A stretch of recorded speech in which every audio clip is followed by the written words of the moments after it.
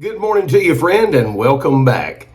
The book of Psalms, chapter 62 and verse number 8, the psalmist talks about the caring nature of our God. He makes this statement as he begins it. Trust in him at all times, ye people. Pour out your hearts before him. God is a refuge for us, Selah. Let's dissect the verse. He says simply that God can be trusted.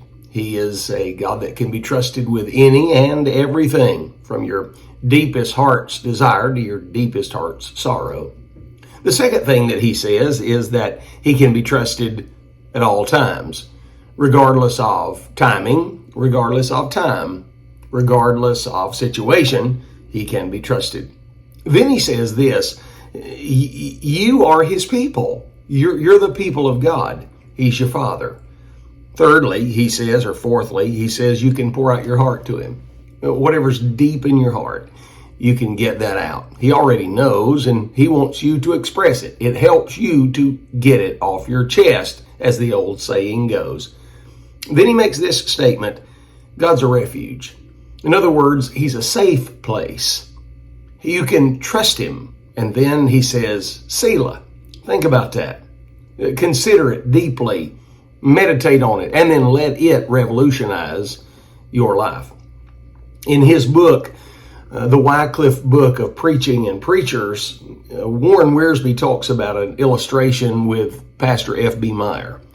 F.B. Meyer was on a train traveling when he saw a most miserable looking woman. The woman, recognizing Pastor Meyer, approached him and said, Pastor, I need prayer and advice.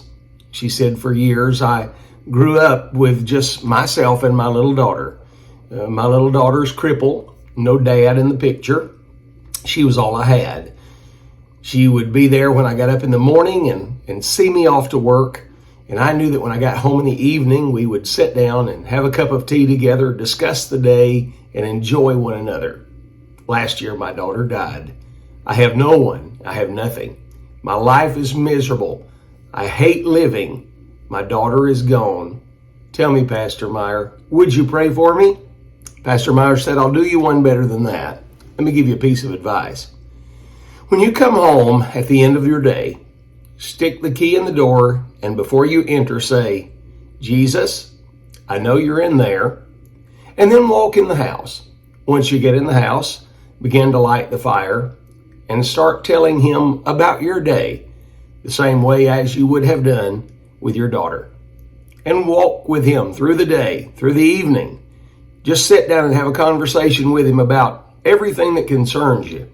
And when you lay down in bed at night, stretch out your arms into the dark, give Jesus a hug and say, I know you're there, Jesus, and go off to sleep. Several months later, Pastor Meyer was back in that town and saw the woman again, but he did not recognize her because she was radiating joy. He said, what happened? She said, I did exactly as you said, Pastor, and it has changed my life. Hey, we go through this life with deep sorrows and deep problems, sometimes deep regret. But one thing that we know for sure is that God is a refuge for us, and we are his people, and we can trust in him at all times. Hey, don't go through the modern mode of prayer as would have been taught us in the churchy sort of way. Why don't you just have a sit-down conversation with Jesus today and tell him all about it? Think about these things today, friend. Have yourself a grand day.